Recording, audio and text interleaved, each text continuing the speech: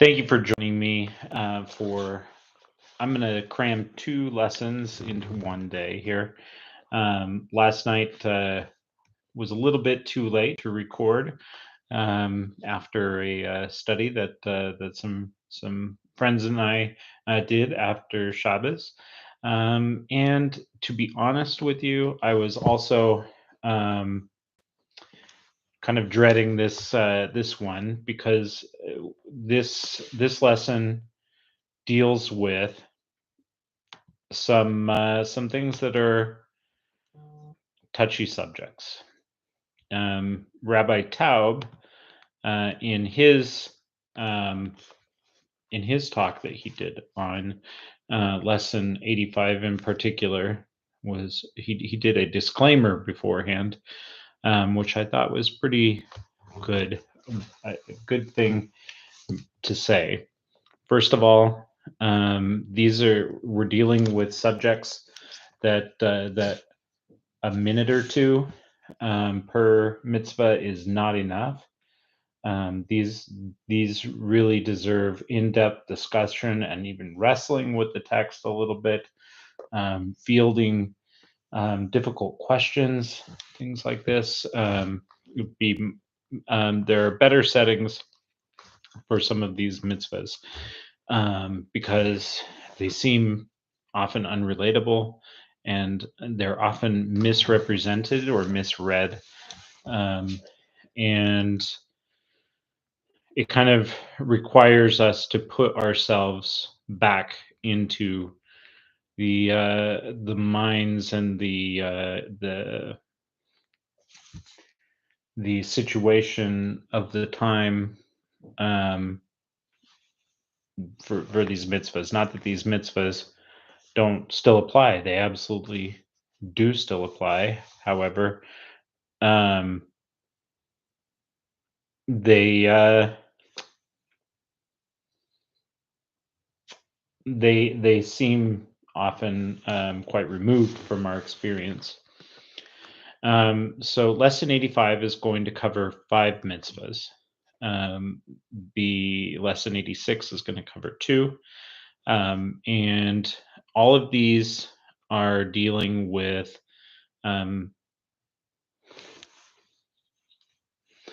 with they're relating to relations between a man and a woman in various situations, starting out with consensual premarital relations, second, non-consensual relations, and finally, um, uh, accusation of premarital relations by a by the now husband, um, and then for lesson 86, we're dealing with accusations of or suspicion of adultery, and um, so this is the type of topic that we're dealing with today. And like I said, these things are a little touchy, and deserve more discussion. Starting out with positive mitzvah 220. This is the mitzvah regarding the law of the seducer.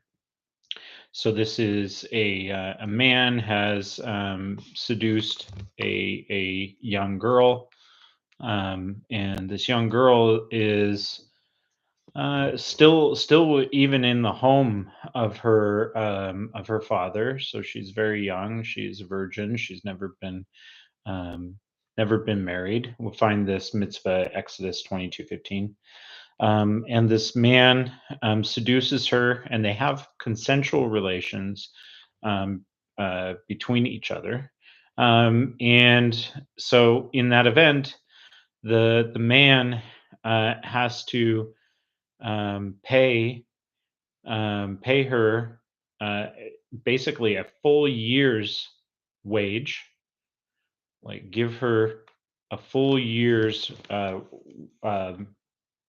of like money that would support her for a full year, in addition to compensation for the shame brought on the family, and also compensation for the fact that she's now no longer a virgin, and if she when she does marry, her her her husband will only have to provide half of the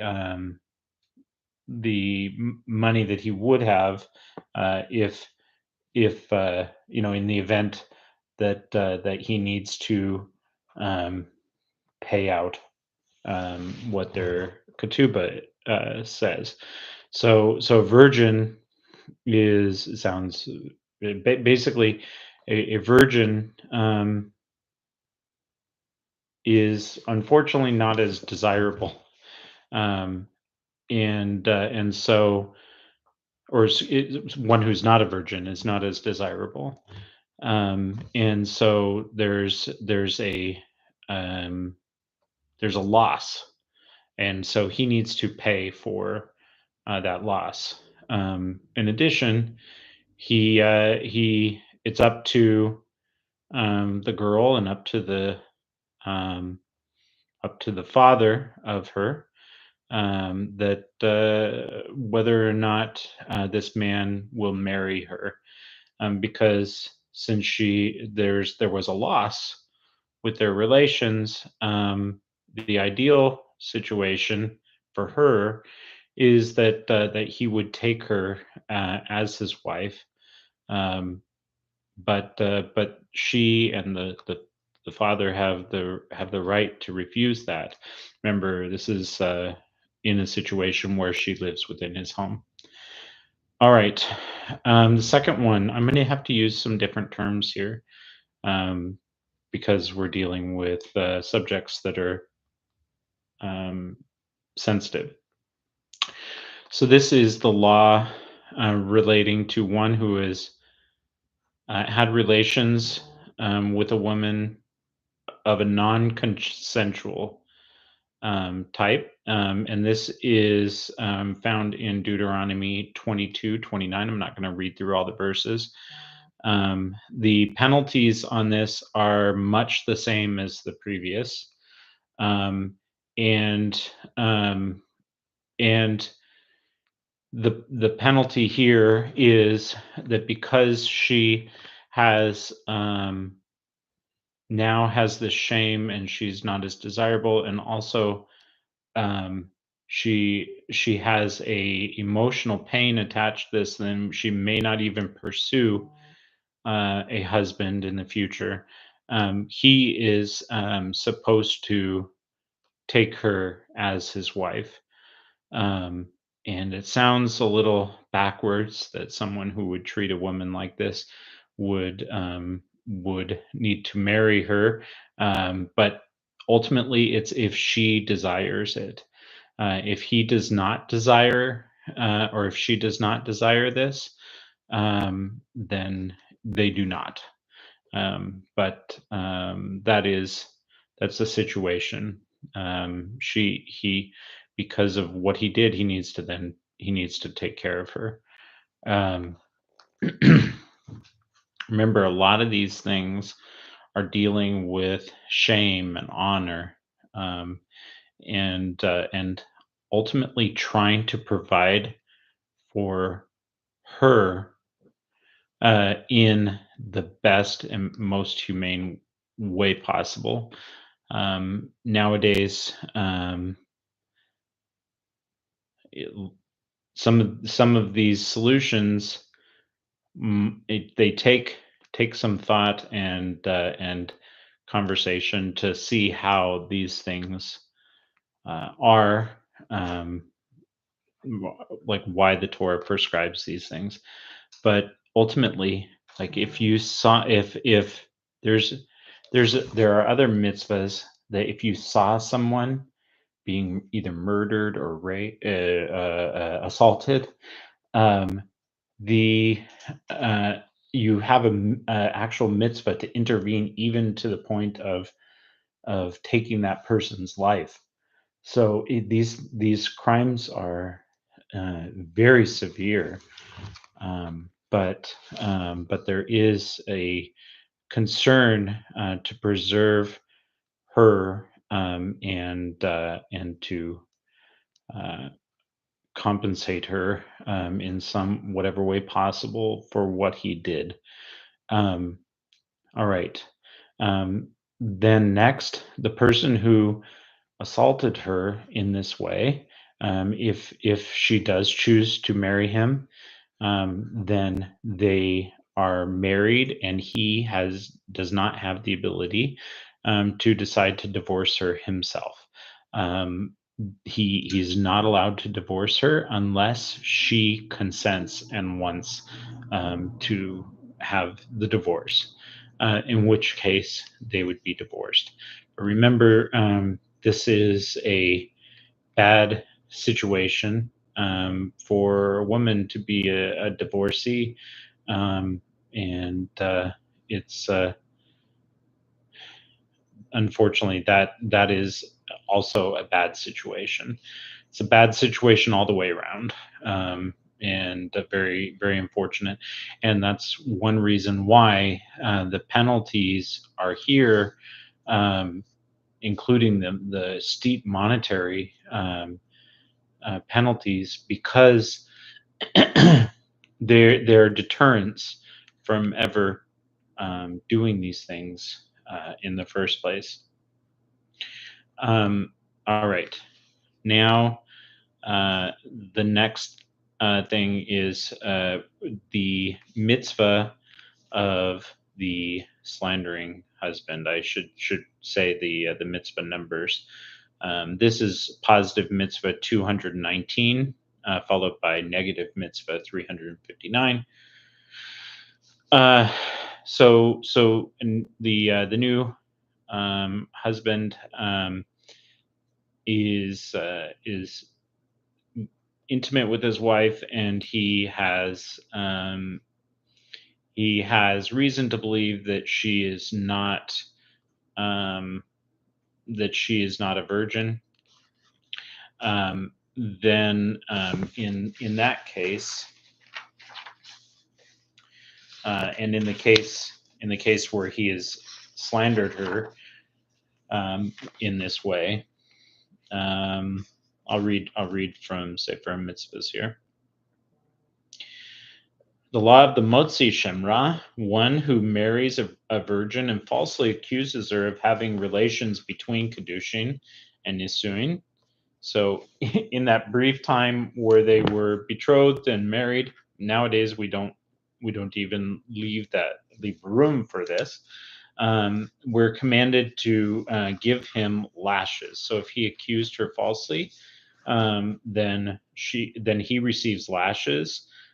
He must remain married to her. Um, it says he must then take her as his wife, and he may not send her away as long as he lives. As explained in Makos, that this prohibition is like that of one who um, has relations in a non-consensual way. It's considered a prohibition which was preceded by a positive commandment. All right. Very, very serious. So he marries her, and now negative mitzvah 359. The Motzi Shemra, the one who has slandered his wife, is forbidden from divorcing her. The source of this commandment is also he may not send her away as long as he lives. This prohibition is preceded by the positive command: he must take her as his wife. So if he does end up divorcing her, the law regarding lashes is like that of the one who assaulted, um, and so he would receive lashes.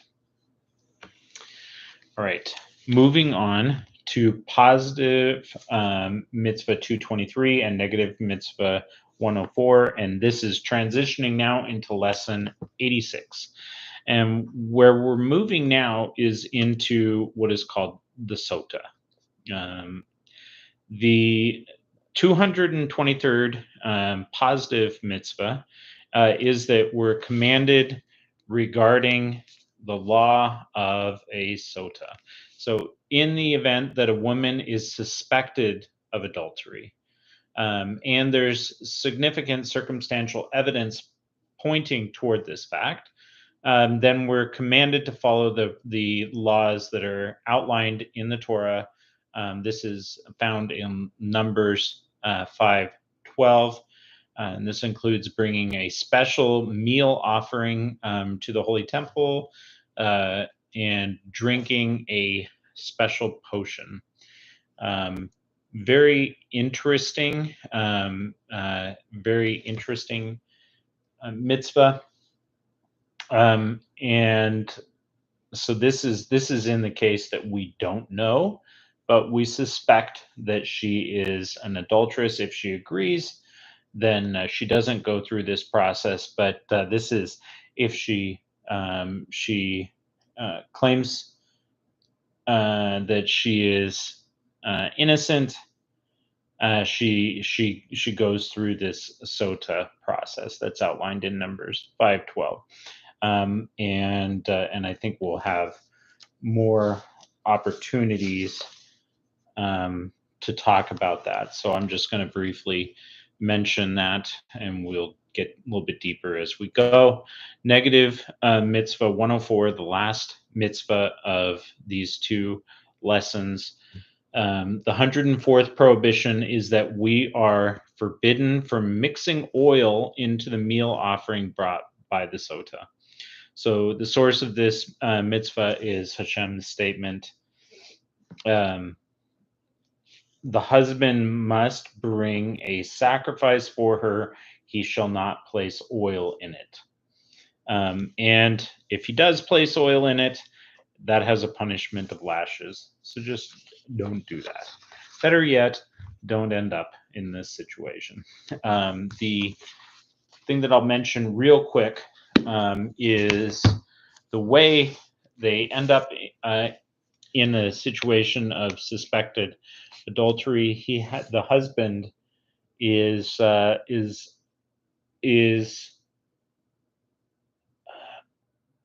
has a strong suspicion that his wife is not being faithful to him, and this suspicion really isn't good. It's not going away unless they go through this process, and Hashem decides what went on behind closed doors. And there weren't witnesses to say whether this happened or not. Hashem does a miracle showing whether or not this was the case. But this is ultimately to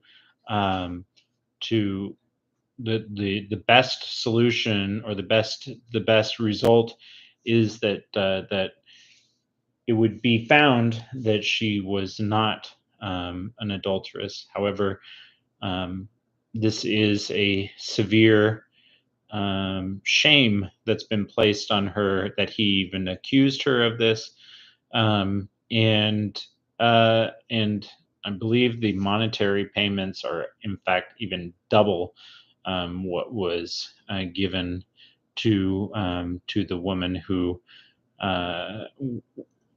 the woman who had consensual or non-consensual relations. The penalty for the husband is double for accusing his wife of adultery.